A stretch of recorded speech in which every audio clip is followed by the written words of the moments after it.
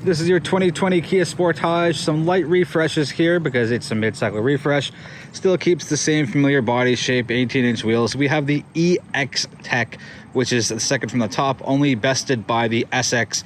Let's take a look around and start our Quirks, Perks, and Irks. So I don't mind the front end. Looks a little wide with the big grille, but I think it suits the car pretty nicely.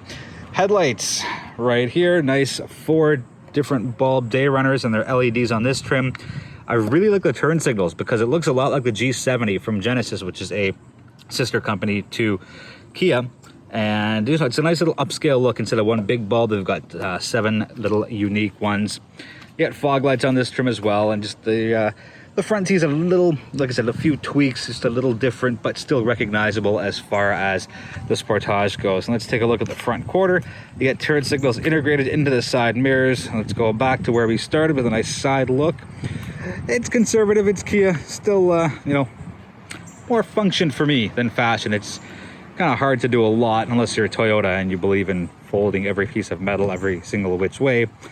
But enough about that. That's a Toyota thing, not a Kia thing. Going around the rear, nice clean lines, LEDs here as well. My irk with the Sportage is the placement of the turn signals. They're way down at the bottom. Not everybody. Most people are tending to drive SUVs and taller vehicles, and their line of sight is higher up.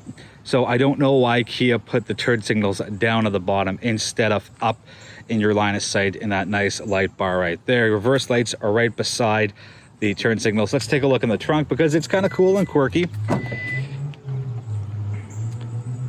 So seats are up and you put them down and you get obviously more cargo space. I'll throw those cargo space numbers in somewhere around now thanks to the power of editing. Quirky thing is you can lower the floor. So right now you can see it's level. Let's use that as our marker. You can pull that out and you can see there that's where it is. You pull this towards you and there's a little rail at the bottom. Just slide it down and here's where it gets kind of weird. You slide it in and it goes up. It doesn't go flat. I'll show you the rail and how it's actually shaped. So there's the flat part and then it just angles up, and they clearly have the space to have made it flat, and I don't know why they didn't do that, but that's an irk to combat the quirk.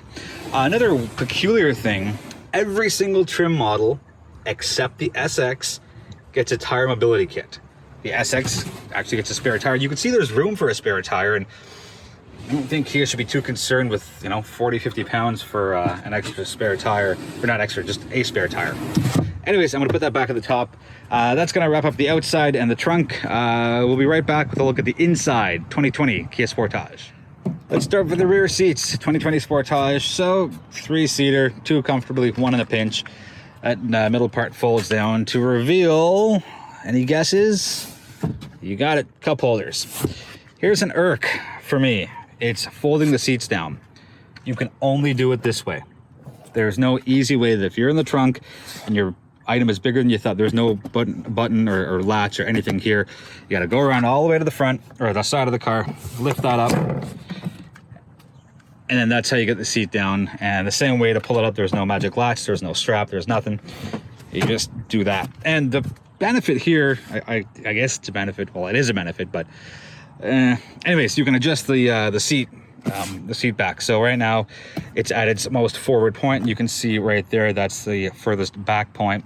So a little bit of comfort for your rear passengers. And on this specific trim, 2-stage heated seats for your rear passengers. So not bad for the rear. I wish they I wish they'd have a quick release on the top of the seat as opposed to only on the bottom. Here's the front, and if you think Kia does an amazing job with the interiors, you may or may not, but I think they do.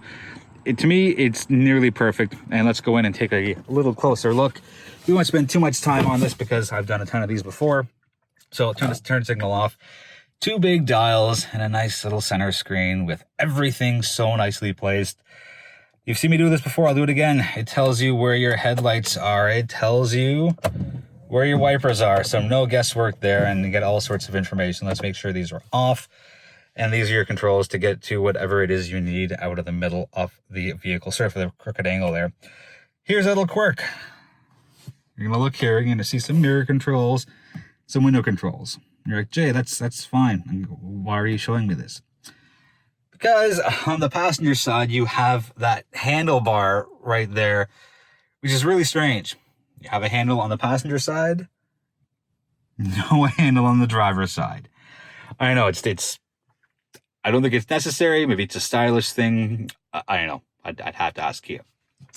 Anyways, 8-inch screen comes standard, and the difference between some of the higher trims and lower trims is that you get navigation in the topper higher trims.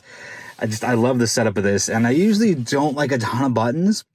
Kia usually has it as a nice line, but these are so easy to see and understand, like as far as what they do. All of your seating controls and heated steering wheel is right at the bottom. You got a wireless charging pad on the EX Tech and SX trim. Might get it in the on the EX Premium. I'll double check my notes and get back to you, or put a little piece of text at the bottom. Touchscreen, easy to pull in your information from. Kia has one of the best interiors, I think, in the entire industry, luxury or not. You get your old school gear shift, you still get an electronic parking brake, and you get different drive modes. So you're going to run through normal, eco, and sport. So I have kept the gas tank pretty much, I haven't kept it, but you can see it's got 5 kilometers left, and I've done 513 kilometers. So you get about 515-ish, and I'm at 9.4 for my fuel consumption. So as far as doing that versus what it's rated at, Kia has it at 10.8 city, 9.1 highway for a blend of, I don't know, what is that, like high 9. So I'm a little below average, which is always nice. Big sunroof. And I like it because the big part is the part that actually opens. You can see just how far that is from there. And it's usually the other way around. So good job, Kia, on that. Rear passengers still get some light. What I don't like is that there's only one button to control the sunshade, the tilt, and the slide. So it gets a little weird sometimes because you're pushing and pushing, and it's saying, okay, I want to open, but no, I just want it to have the sunshade closed. So a little peculiar, but I think once you get used to it after spending a bunch of time in the car, you'll be okay. I'm going to step out because I forgot to mention how comfortable the seats are. Really good side support for the Sportage, even better thigh support. It's actually really sturdy and really supportive, and surprising to see that on a Kia vehicle. I guess it's not really anymore, but for those of you looking to jump into the Kia line, they've got really good seats, power seats, lumbar support as well. The top trim SX gets a flat bottom steering wheel. Everybody else gets the conventional round steering wheel. Not that big of a deal to me. Anyways, that's going to wrap up the inside, and now let's take the Kia Sportage, not Sportage, but Sportage, out in the road and see what it's like. Let's do the drive in the 2020 Sportage. 6 trim levels, a couple of LXs, 3 EXs, and right at the top is the SX. The first 5 trims get the 2.4 liter 4-cylinder engine, 181 horse, 175 pound-feet of torque, all through a 6-speed transmission. You want the SX, you'll get the 2-liter turbo with horsepower and torque in the mid-200s.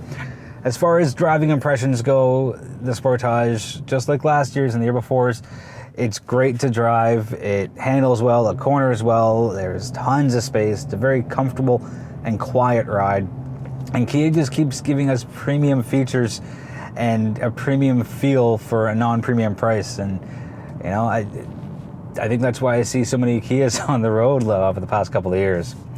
The one thing that I was a little disappointed with, and it's only based on the horsepower and torque in the car at 181, 175, and maybe it's a case of misplaced expectations.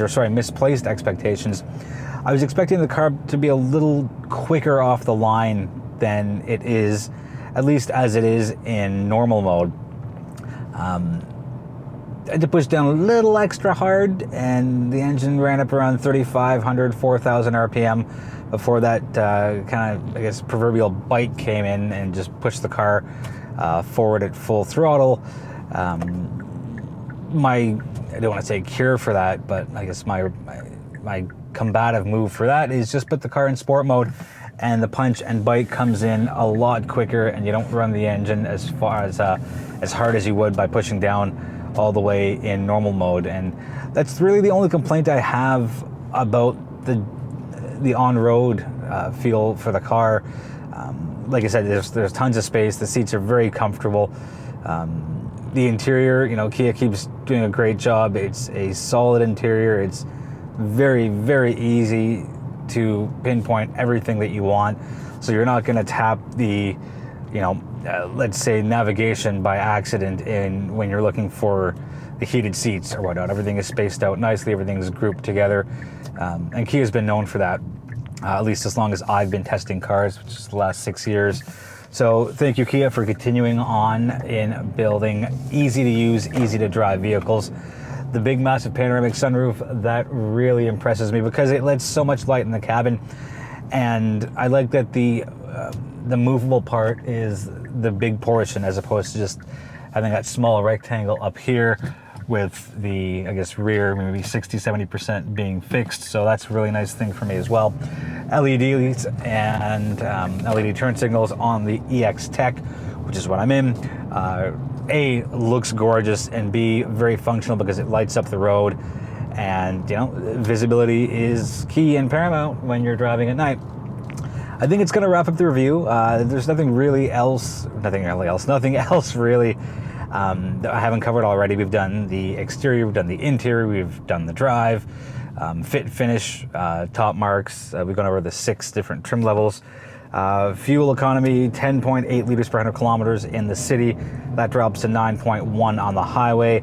I've done a little over 500 kilometers and I've averaged 9.5. So kind of in the middle. I did a little road trip to Buffalo. So highway driving there probably lowered it a little bit. I would get the EX Tech trim because it's got heated seats, cooled seats. It's got the navigation. It's got the better sound system. And really, it kind of has everything I need, and it looks good, feels good. I know there's no difference in the engine size, but if I'm looking at this vehicle, I'm looking at fit and finish and the different trim levels. So EX Tech is what I would get with this.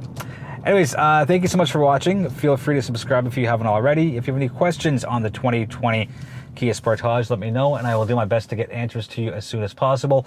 If you haven't subscribed yet, please consider doing so. It'd be great to have your support.